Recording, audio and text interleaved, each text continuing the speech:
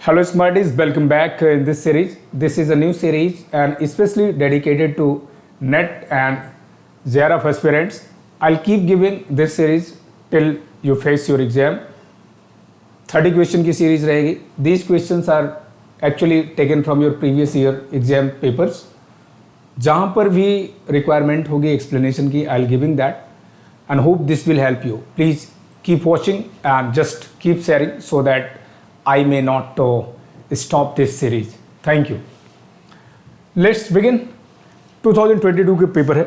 I'll be giving 2023 as well, but आज यहीं से. When nature prompted and no law denied promiscuous use of concubine and bride, then Israel's monarch, after heaven's own being, his vigorous warmth did variously impart to wives and slaves. From which poem are these lines taken?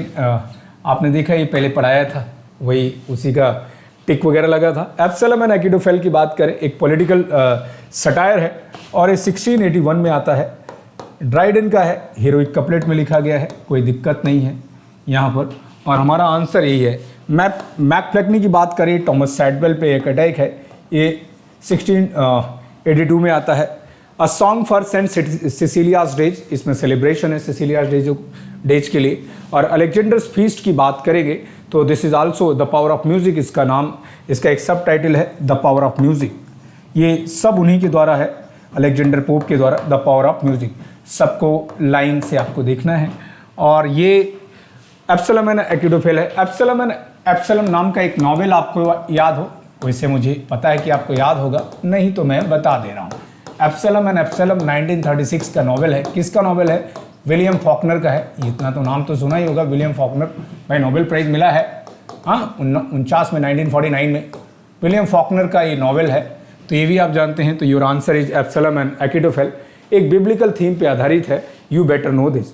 और ये जो attack है Thomas सैडवेल पे, TS जो है, ये Thomas सैडवेल पे एक अटैक है. This is also very popular, जिसमें वो कहता है all human things are subject to decay and when the fate summons monarch must obey, इस तरीके की लाइन है.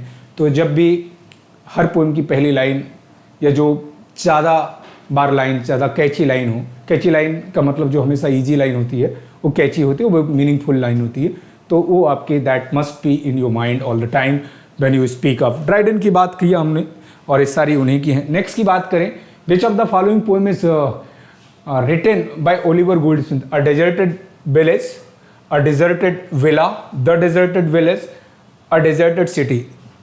अब यहाँ पर क्या प्रॉब्लम क्या आ रही है? प्रॉब्लम ये आ रही है कि आर्टिकल की प्रॉब्लम आ गई. अब ओलिवर गोल्डस्मिथ ने लिखा है एक डेजर्टेड विलेज करके लिखा है. वो दा है कि ए है. ये क्लियर करने के लिए आपको 1770 का ये पोएम है, 430 लाइन की पोएम है.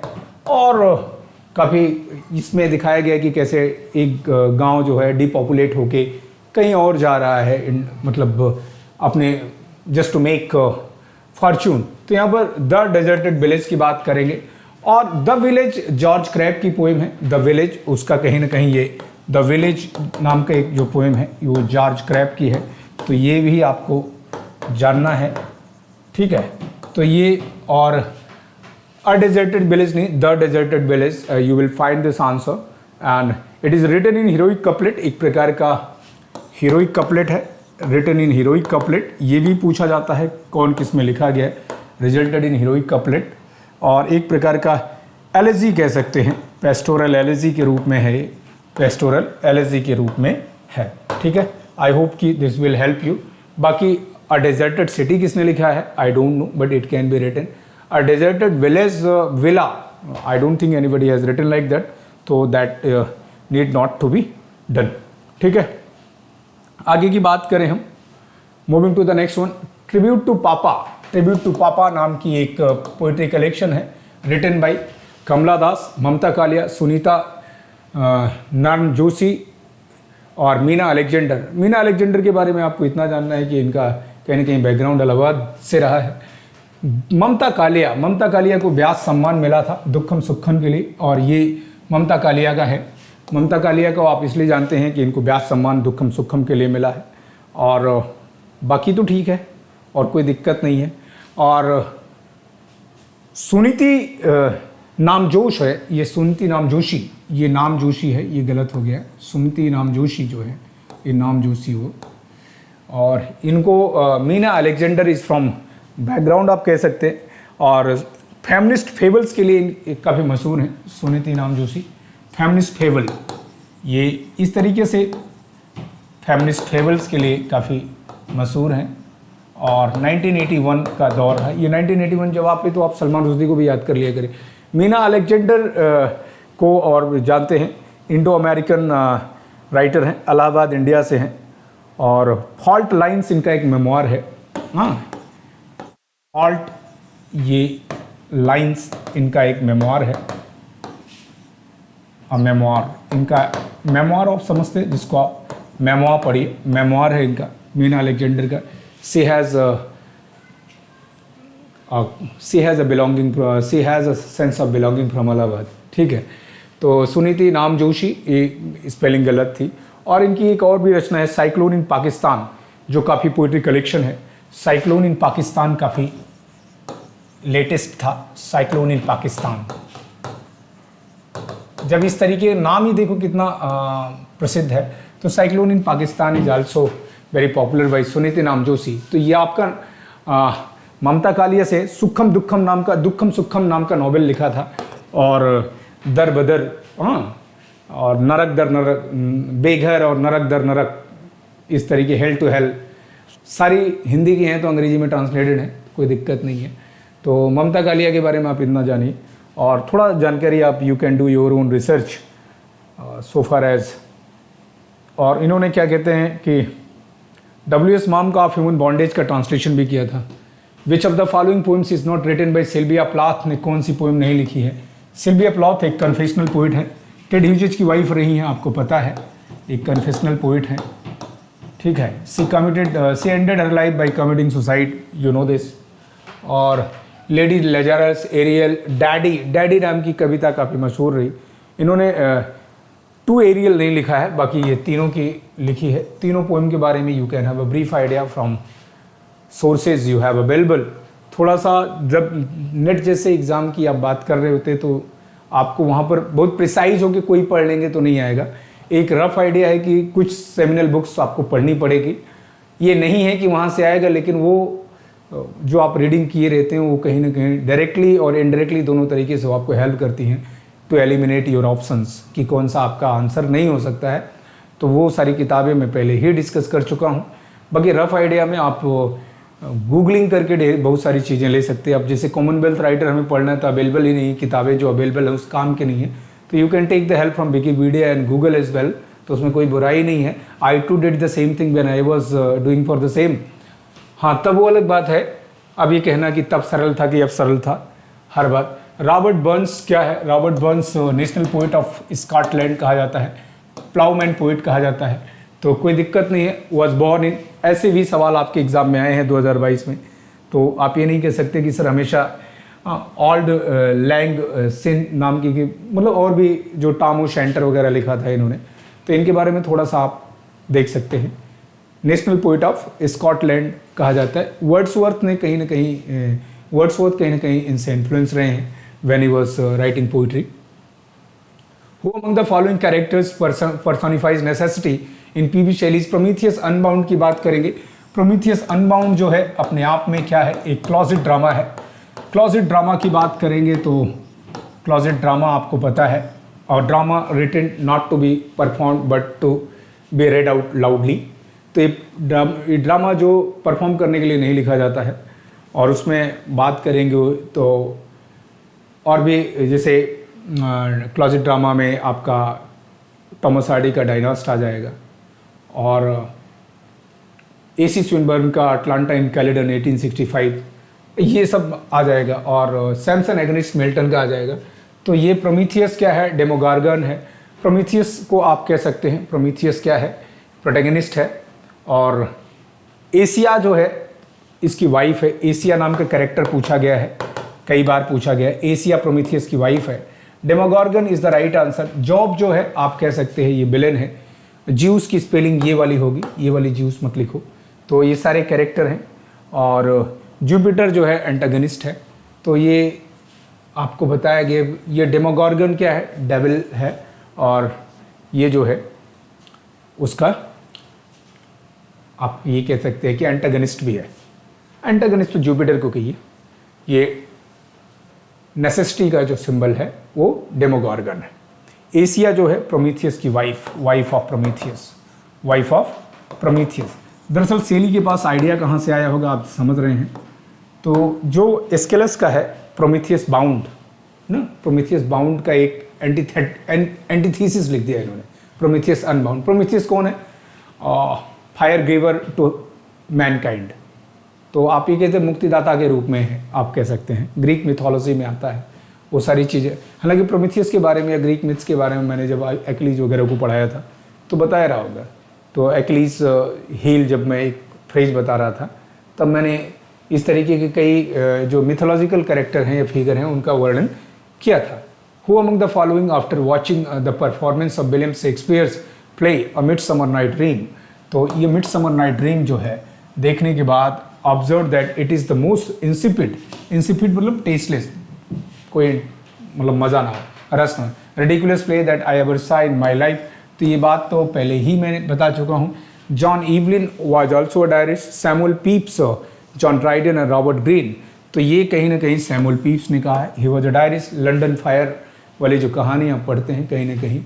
Charles first when was he was beheaded, जब चार्ल्स फर्स्ट को सरकलम किया गया था या बीहेडेड की गई थी, तो he was in standard 9th and he bunked his classes just to see that public spectacle. उस समय वो जो पब्लिकली ऐसा किया गया और एक क्लास बंक करके देखने गए थे। इन्होंने अपनी डायरी में उसका जिक्र भी किया है। आगे की बात करते हैं। Name the playwright who wrote the play. Epicoene, Epicoene होना चाहिए, ये ओ है, ध्यान रहे। एपिसीन का मतलब होता है जो हर्माफ्रोडाइट हो, मेल और फीमेल दोनों का कैरेक्टर जिसमें हो उसे एपिसीन कहते हैं। और एपिसीन की स्पेलिंग फिलहाल तो ये ओल्ड स्पेलिंग है, आप आजकल तो यही चलन में है एपिसीन। और द साइलेंट वुमन पूरी इसके समराइज करके मैंने बताया है। William Congreve, Thomas kid, Ben Jonson. तो कोई दिक्कत यहाँ पर नहीं है। बेन जॉनसन ने ये टॉमस फार्क्यूअर, ये सब के सब आप देख रहे हैं। दो तो इसमें रेस्टोरेशन एज के हैं। टॉमस किड स्पेनिश ट्रेजेडी के लिए जाने जाते हैं। बेन जॉनसन को कॉमेडी ऑफ ह्यूमर्स के लिए आप जानते हैं। Abhijnana Shakuntalam makes use of the following 4 language. Abhijnana Shakuntalam किन 4 भाषाओं का प्रयोग करता है? आपको पता है? नहीं पता है? क्योंकि ये टिपिकल सवाल है। ऐसे सवाल जब आप संस्कृत साहित्य पढ़े रहेंगे, इसीलिए जो हिंदी साहित्य, जो संस्कृत साहित्य है, थोड़ा सा उसको पढ़ना पड़ेगा। जो भरत मुनि के नाट्य शास्त्र से लेकर के हमें तमाम चीज़ें पढ़नी पड़ेंगी। हल्का सा रफ आइडिया। तो makes use of 4 language. Abhijnana Shakuntalam Kalidas का नाटक है और ये जो है विलियम जोन्स ने इसका ट्रांसलेशन किया था अंग्रेजी में 1789 में, शाकुंतलम करके। William Jones translated it. William Jones translated it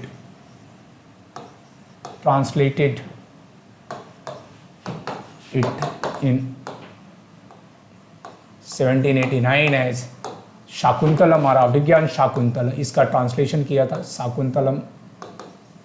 अब शाकुंतलम की कहानी, अभिज्ञान शाकुंतलम की कहानी जानते हैं कैसे, क्या कहते हैं। वहाँ एक प्रकार के जो महाभारत की पूरी कहानी जब आप जानते हैं तो वहीं से उन्हीं के बेटे भरत के नाम से भारतवर्ष नाम रखा गया। ये सब कहानी आप जानते हैं। हालांकि महाभारत की बैकग्राउंड से है।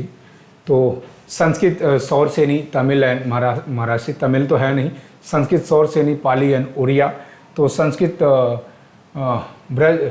ब्रजबुली और महाराष्ट्री और मागधी। तो ये संस्कृत है, सौरसेनी है, महाराष्ट्री है और मागधी है। ये टिपिकल क्वेश्चन है। इस तरीके के क्वेश्चन तो जो संस्कृत साहित्य पढ़ा होगा ठीक से वही कर पाएगा। बाकी तो आप you can just have a game of तुक्का। Choose from the following options the correct combination of playwright who contributed to the movement called kitchen sink drama की बात करेंगे तो लुक बैक इन एंगर आपने देखा होगा, तो वहीं से आप कह सकते हैं। लुक बैक इन एंगर से ही एंग्री यंग मैन का कॉन्सेप्ट शुरू होता है। लुक बैक इन एंगर, ठीक है। इन एंगर जो है जॉन ऑसबर्न का प्ले है। ये कभी कभी सीधा सीधा पूछ लेता है उसका संबंध। जॉन ऑसबर्न तो है, क्लियर हो गया। तो जॉन ऑसबर्न तो सब में दिया है, तो अब कैसे हो गया। अब हेरोल्ड पिंटर नहीं है उसमें, आपको ये जानना है। अर्नोल्ड वेस्कर हैं, एंटोनिन अर्टॉट भी नहीं है क्योंकि एंटोनिन अर्टॉट जो हैं वो थिएटर ऑफ क्रुएल्टी से जुड़े हैं। तो जॉन ऑसबॉर्न, अर्नोल्ड वेस्कर और सेलगैन और ये Shelagh Delaney and John Arden. तो I think it is the first one is the right answer, that will make some sense if I could say it. तो ये John Osborne है यहाँ पर, Arnold Wesker हैं, बाकी हैरोल्ड पिंटर नहीं है, और तो नहीं तो ये भी सही हो जाता है यहाँ पर। हैरोल्ड पिंटर तो कॉमेडी ऑफ मेनेस के लिए जाने जाते हैं। किसके लिए जाने जाते हैं? कॉमेडी ऑफ मेनेस के लिए जाने जाते हैं, जो बर्थडे पार्टी है 1958 में आई थी। बर्थडे पार्टी भी आपने पढ़ी है, पढ़नी चाहिए, और I have already discussed birthday party. Moving to the next one, choose from the following, हमें निम्न में से चुनना है। क्या चुनना है?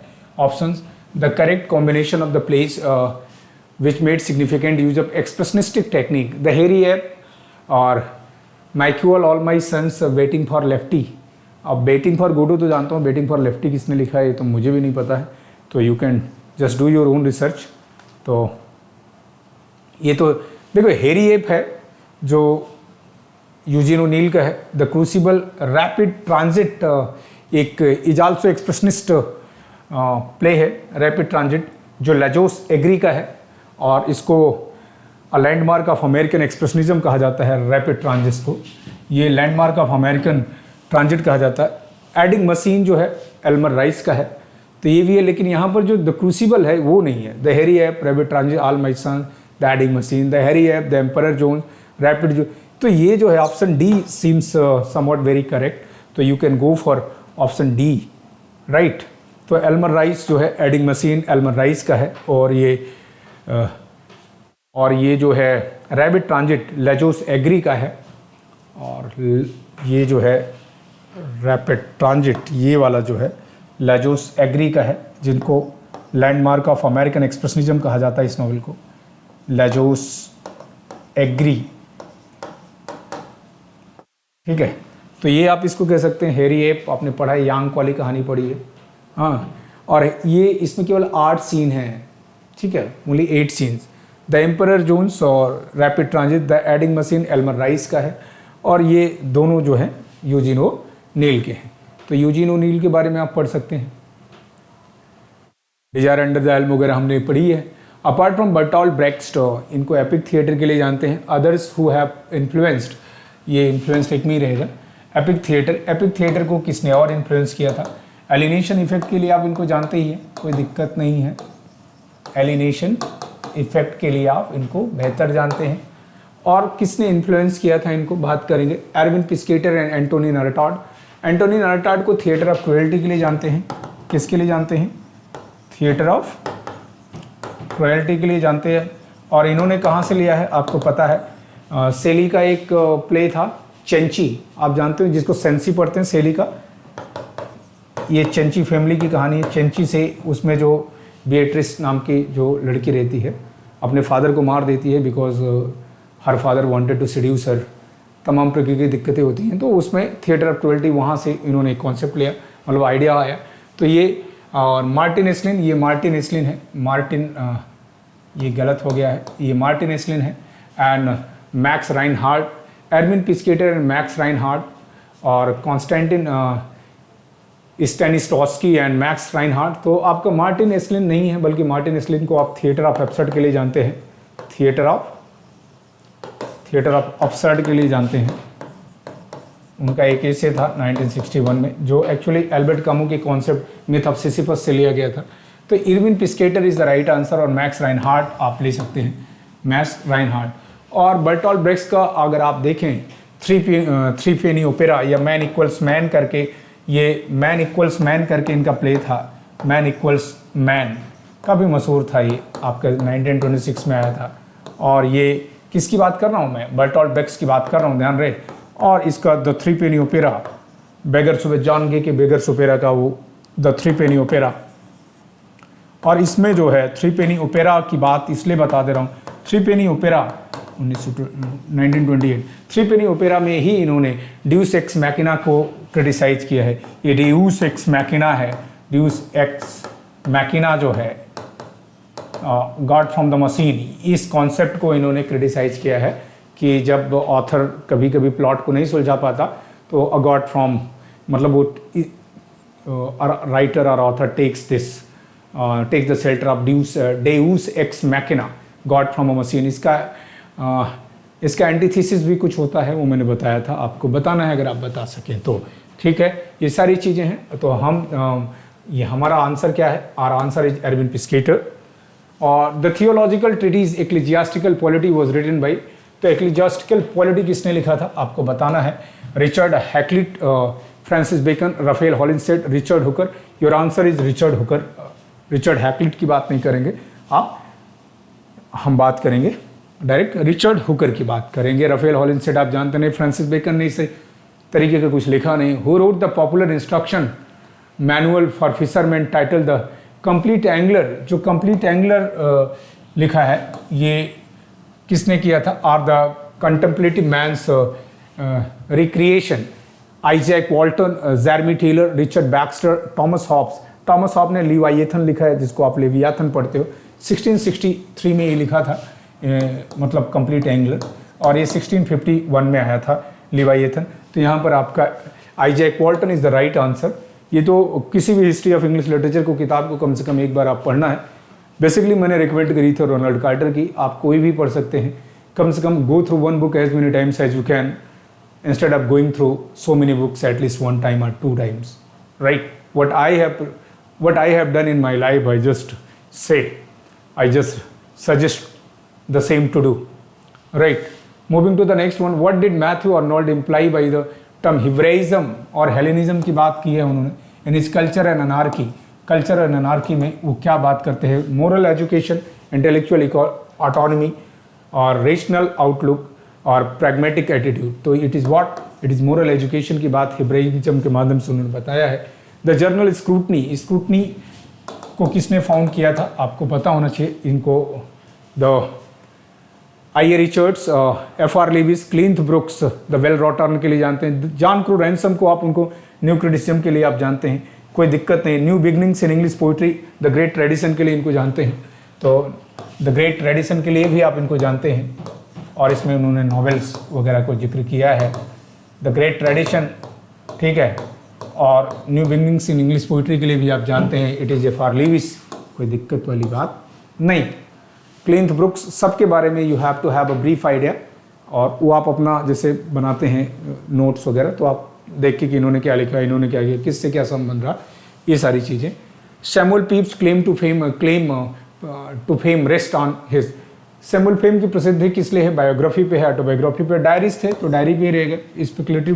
स्पेक्युलेटिव फिक्शन जैसा कुछ था नहीं इनका, तो आप डायरीज थे तो डायरी पे ही रहेगा।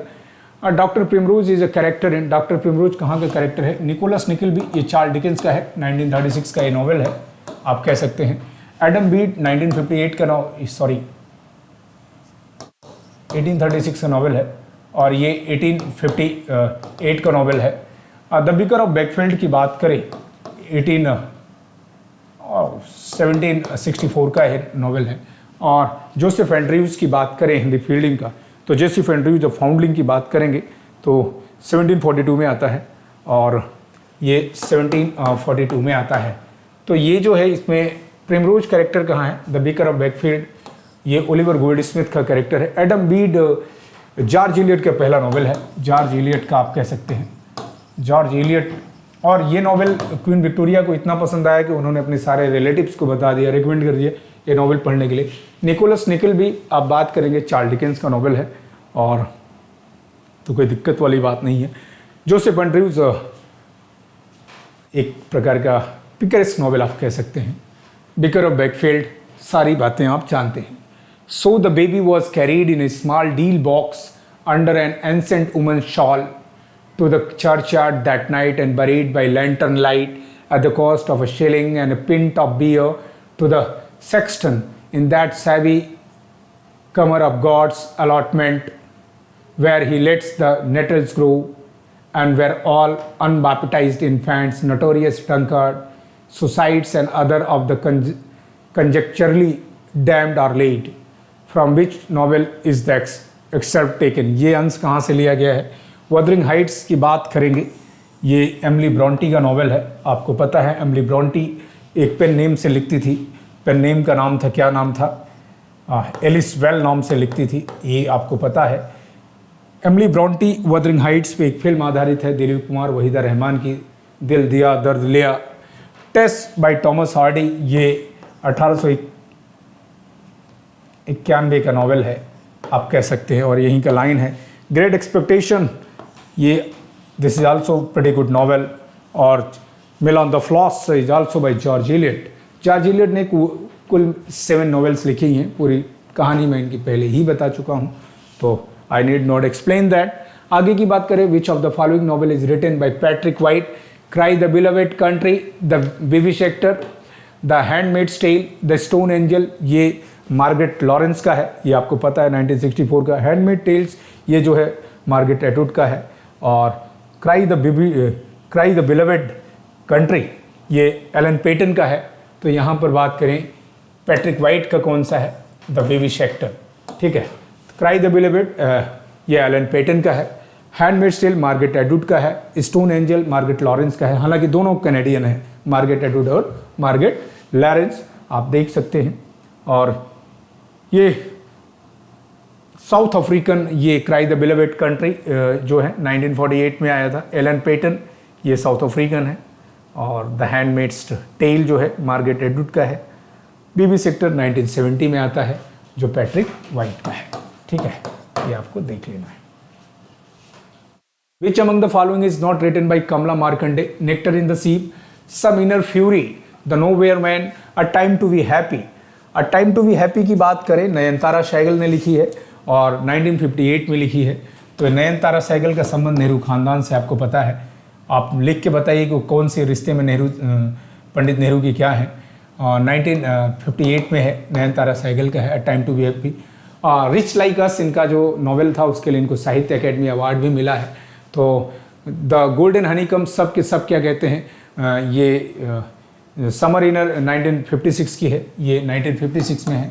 और इनका नेक्टर इन द सी आया था, सबसे पहला नॉवेल था नेक्टर इन द सी, आप देख रहे हैं 1954 में इनका पहला नॉवेल आया था। द नोवेयर मैन की बात करेंगे, 1973 में आया था, 1973 में आया था। और द गोल्डन हनीकोम की बात करें, गोल्डन हनीकोम ये 1971 में आया था, तो 1971 में आया था। और ये जो है a time to be happy 1958 का नावल है। रिच लाइक अस जो है 1885 में आया था, नयनतारा सहगल का है। रिच लाइक अस ये 1985 में आया था। 1988 में इनको साहित्य अकेडमी अवार्ड मिला है, साहित्य अकेडमी अवार्ड मिला, ये ध्यान रखना है, साहित्य अकेडमी अवार्ड मिला है, ठीक है, ये आप कह सकते हैं। और नयनतारा सहगल कौन है आप लिख के बताइए, नेहरू जी की कौन थी आप बताना है, हाँ, या विजय लक्ष्मी पंडित जी की कौन थी आप लिख के बताइए। आगे की बात करते हैं। Who among the following was revaluing the masses as sources and subjects of literature के masses के रूप में किसने किया? मास, रिचर्ड होगार्ट। और कल्चरल स्टडीज शब्द को इन्होंने कॉइन किया है, पहली बात तो ये जान लो, कल्चरल स्टडीज ये जो फ्रेज है इन्होंने कॉइन किया है, स्टडीज को कॉइन किया है। कई बार ये पूछ सकता है किसने, Richard Hoggart and Raymond Williams is the right answer. Penny Summerfield and Gillian Rose, Russell Alsop and Catherine Belsey, John Cook and Merlin Teagon, इससे कोई मतलब नहीं है। और द यूजेज ऑफ लिटरेसी नाम की किताब इन्होंने लिखी, उसी में इसका जिक्र किया, the uses of literacy, the uses of literacy 1957, yes. तो ये जो है किताब में इन्होंने ये बात लिखी, आप कह सकते हैं। और who among the following theorist has written on narrative empathy पे किसने लिखा? माइकल रियॉन ने लिखा है, सुजैन कीन ने लिखा है, और टोनी मॉरिसन ने लिखा है, या सारा अहमद ने लिखा है। तो हालांकि सारे पढ़ना पड़ेगा। Tony Morrison W.S. टाइस के लिए आप इनको जानते ही हैं, और first black American to won Nobel prize आप ये भी जानते हैं। सुजैन कीन की बात करेंगे तो एम्पैथी एंड द नोवेल 2007 इन्होंने लिखा है, एम्पैथी एंड द नोवेल, और इसी में उन्होंने जिक्र किया है एम्पैथी एंड द नोवेल, ठीक है, 2007। और Toni Morrison the blue skies के लिए आप कम से कम इतने इसके लिए जानते हैं। और इनकी एक रचना थॉमस हार्डीज ब्रेन्स, इन्होंने एक और किताब लिखी सुजन ने जो इम्पोर्टेंट है, ये जान लो क्योंकि ये सभी थॉमस हार्डीज ब्रेन्स और एक साइकोलॉजिकल स्टडी आप कह सकते हैं 2000। तो ये जो है सुजैन कीन की रचना है, तो आप इसके लिए भी जानते हैं, ठीक है, got it. Moving to the next one, the science that systematically studies the function of science is known as study of function in science. Semantics होता है study of words and their meaning होता है। स्क्रिप्टोरिया scripture से है। सीस्मोग्राफी की spelling गलत है, ये जो है सीस्मोलॉजी जो होता है, ये अगर ऐसा कुछ है तो मुझे नहीं पता, कम से कम सीमियोलॉजी इज द राइट आंसर, ठीक है। और इसका भूकंप से है, आप समझ रहे हैं। और सीमेंटिक्स के study of words and the meaning, study of words and it's meaning, the meanings, ठीक है। तो ये आपका सही है, आपका आंसर हो गया C. Semiology is the right answer, not. Who among the following first framed the theory of general hermeneutics? William Dilthey, Ferdinand de Saussure and Friedrich Schleiermacher and E D Hirst. E D Hirst का नाम phenomenology के लिए जानते हैं, हालांकि hermeneutics में William डाइल्टी का भी नाम आता है। थोड़ा थोड़ा इसके बारे में आपको ब्रीफ लेना पड़ेगा, और क्योंकि एमसीक्यूज में ये जरूरी हो नहीं पाता, उतना संभव हो नहीं पाता। आगे की बात करें, रोला बाथ की बात करेंगे। Image music text was published in image music and text. Saja, death of author, ये सारी चीज़ें हैं। तो इमेज म्यूजिक टेक्स्ट कब पब्लिश हुआ था? 1977 में हुआ था। और इनका डेथ ऑफ द ऑथर एक एसे था और साजा एसे था। तो S/Z जिसको आप कहते हैं एक एसे है, 75 में आया था। और the death of the author एक एसे था जो आपको ये कह सकते हैं 68 में था। तो हालांकि उस कहीं कहीं 67 लिखा रहता है, कोई दिक्कत नहीं है, ठीक है। अब 67 68 दोनों मिल जाता है 67, ठीक है। आगे की बात करें, following distinguish the constative from the performatives. तो ये कॉन्स्टेटिव और परफॉर्मेटिव, थोड़ी सी आपको जॉन ऑस्टिन के बारे में पढ़ना पड़ेगा कि ये किससे जुड़े हैं, मुझे लिख के बताइए। जूडिथ बटलर, स्टैनली फिश और मैर लुइस प्रैट जो है, ये दरअसल ये सारे सवाल 2022 के एग्ज़ाम में आए हैं। तो थोड़ा सा कुछ चीज़ें आपको एकदम नई लग रही होंगी, उसका कारण है कि लेवल ऐसे ही रहेगा। जब ग्लोबल लेवल का एग्ज़ाम हो गया, या फिर इंडिया लेवल की तो बातें छोड़ो, one of my close friend is appearing from Dubai, he will be coming to appear in the same exam in December from Dubai. तो इतना चार्म हो गया, अब क्या किया जा सकता है, ग्लोबल हो गया, इसीलिए मैं ग्लोबल कह रहा हूँ, ऐसा नहीं है, लोगों का इंटरेस्ट है। तो who among the following coin the phrase soft capitalism? इस तरीके के जैसे लास्ट में डिमिथोलाइजिंग या इस तरीके के अलग अलग शब्द को क्वाइनेज आया है। तो जैसे ग्लोबलिस्टिक्स शब्द किसने क्वाइन किया, या इको फेमिनिज्म से लेकर के इको क्रिटिज्म, तो ऐसे कई शब्द जो होते हैं नए नए क्वाइनेज होते हैं, वो भी आपको देखते रहना है। कुछ किताबें आपको जैसे इको फेमिनिज्म या इको क्रिटिज्म पे पढ़नी चाहिए, कुछ चीज़ें आप वंदना शिवा का पढ़ सकते हैं, जो आप या किसी का भी पढ़िए, ऐसा कोई नहीं है कि मैं उनको बता रहा हूँ, तो आप जिसको अच्छा लगे। लुई अल्थुजर, स्लोवोज ज़िज़ेक, निगेल थ्रिफ्ट और टेरी ईगल्टन का नाम आप पहले से जानते हैं। तो यहाँ पर निगेल थ्रिफ्ट का नाम है, तो सॉफ्ट कैपिटलिज्म शब्द इन्होंने क्वाइन किया था। कहाँ? The rise of soft capitalism 1997 इनकी किताब थी, the rise of soft capitalism, ठीक है। देखिए, अगर दरअसल होता क्या है कि जैसे आई स्टिल रिमेंबर कि कई राइटर्स आप ऐसे जानेंगे कि मतलब चाहे वो फिल्म इंडस्ट्री से हों या किसी भी इंडस्ट्री, या साउथ के राइटर्स हों, चाहे वो कन्नड़ राइटर हों, चाहे मलयाली राइटर्स हों, जीत थाइल वगैरह जैसे हैं, जितने भी राइटर्स हैं, आपको सब रफ आइडिया इंडियन जो रीजनल राइटर्स हैं, असमीज हों, जो भी हैं, सबके बारे में भी थोड़ा थोड़ा, उड़िया राइटर हों, जो भी राइटर हों, सबके बारे में ब्रीफ आपको करना पड़ेगा।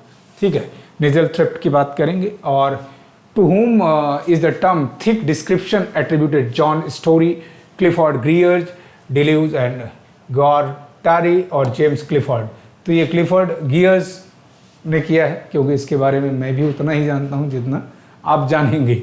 ठीक है, तो thick description you need to go through and do your own research. I am just letting you know the correct answer.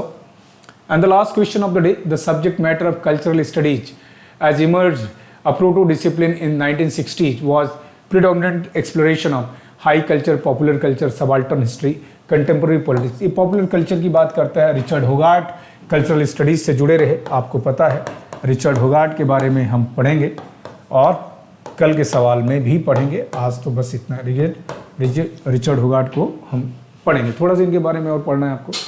और थैंक यू वेरी मच। अगर इस सीरीज का रिस्पांस ठीक रहता है तो I will keep giving you. हाँ, आप ये कह सकते हैं कि हाइपोथेटिकल बात या कंडीशनल बात क्यों? और कंडीशनल बात इसलिए क्योंकि कहीं ना कहीं सीरीज को देने और उसमें डिलीवर करने में मेहनत तो लगता ही है। समटाइम्स आपको लगता है 30 मिनट्स, लेकिन it takes more than 30 minutes. Thank you very much.